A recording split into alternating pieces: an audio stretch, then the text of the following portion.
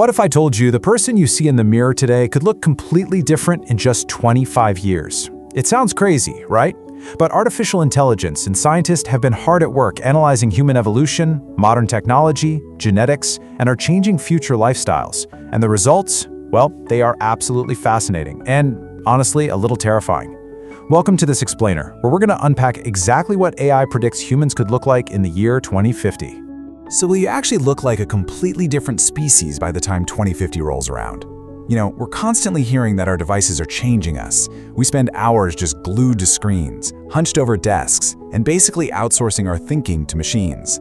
Because of these habits, scientists are now making some very concrete predictions about the future of our appearance and our abilities. But to really understand where we're going, we first have to understand how the rules of the game have completely changed.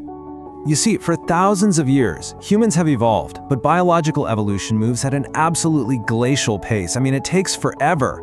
But right now, we are right in the middle of a profound paradigm shift. Technology isn't just changing how we live anymore, it's actively starting to alter our bodies, our neural pathways, and the very boundaries of our biological identity.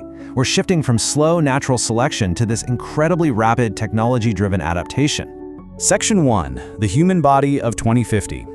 Okay, let's dive right into this. To understand our physical future, we have to look at a viral 3D AI model that totally took the internet by storm. You might have actually seen her pop up on your feed.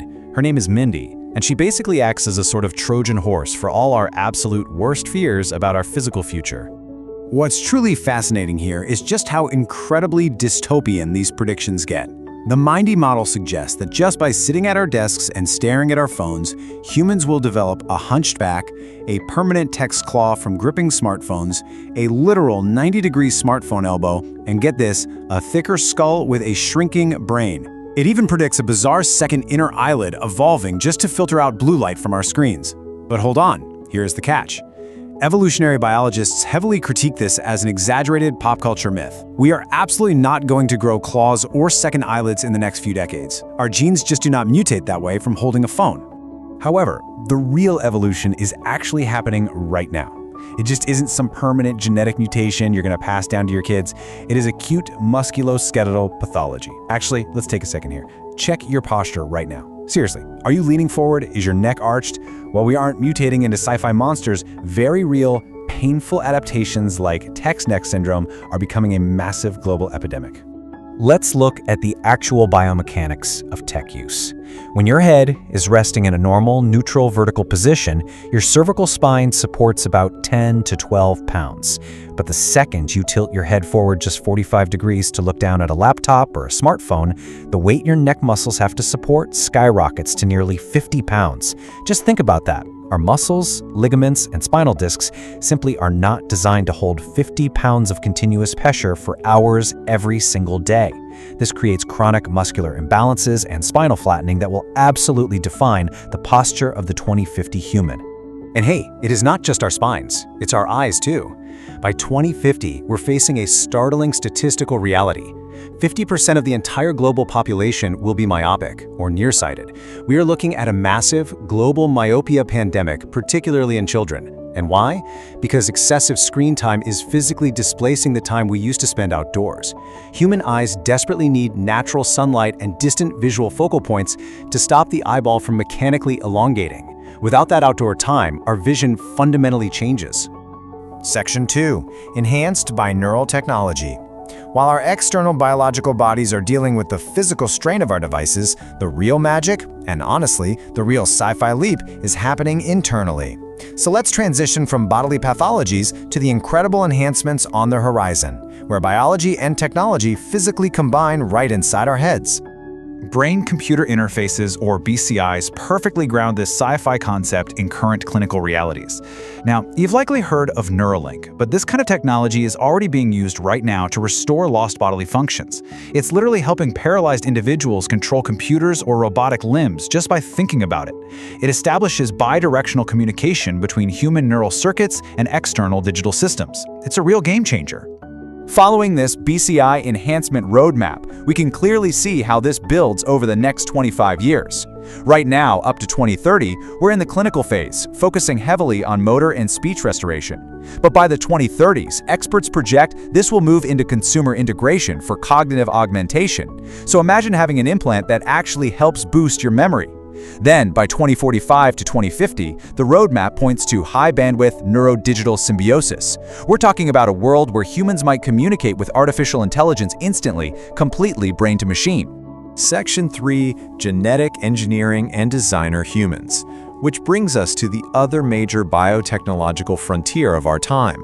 With cutting-edge tools like CRISPR-Cas9 genome editing, scientists are actively exploring the potential to prevent severe, fatal genetic diseases before a child is even born. Make no mistake, it is a monumental medical breakthrough. But of course, this raises a massive ethical dilemma that society is currently wrestling with. If we can change human DNA to cure a disease, well, where do we stop? Could parents eventually choose specific traits for their children? Will humans essentially design future generations to be smarter, taller, or stronger? Well, the crucial point here is that science itself provides a biological barrier to this whole dystopian idea of designer babies, at least by the year 2050. The concept is called pleiotropy, and what that means is a single gene usually affects multiple, completely unrelated traits. You can't just flip a genetic switch to make someone highly intelligent without accidentally triggering unpredictable and potentially harmful changes somewhere else in their biology. Because of this massive biological complexity, highly regulated genome modifications for severe diseases will definitely happen. But complex designer traits, those remain highly unlikely in the near future. Section 4. Fact-checking future human faces. Let's just take a quick breath and summarize this anatomical tour we've been on. We've looked at the viral myths, the biomechanics, the neural implants, and the genetics. So, boiling it all down, what will the face and body of a human actually look like when they wake up in 2050? To reiterate, the human of 2050 will absolutely not look like some hunched-over alien with a second eyelid and claws. Natural biological evolution is just way too slow for that. The reality is far more grounded. You will see a massive rise in postural deformities, like text neck. You'll see half the planet wearing specialized glasses or contacts for myopia. But the real shift is internal. The integration of consumer-grade neurotechnological implants and the rollout of highly regulated genetic therapies.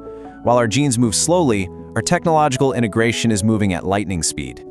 Section 5. The Invisible Cognitive Evolution.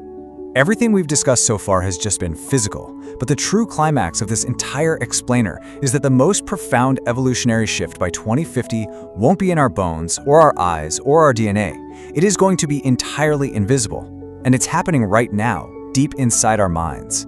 Future humans will think fundamentally differently, and it's all governed by what researchers call the efficiency atrophy paradox. Think about it. When we use generative AI to write our emails, solve our math problems, or brainstorm our ideas, we are optimizing for short-term execution. And yeah, it is incredibly efficient, but it completely removes the cognitive struggle. It takes away the mistakes, the self-correction, the raw effort that is physically required to build neural pathways in our brains. And this brings us to a truly chilling concept that is perfectly captured in this quote. Cognitive development, like learning to ride a bike, cannot be outsourced.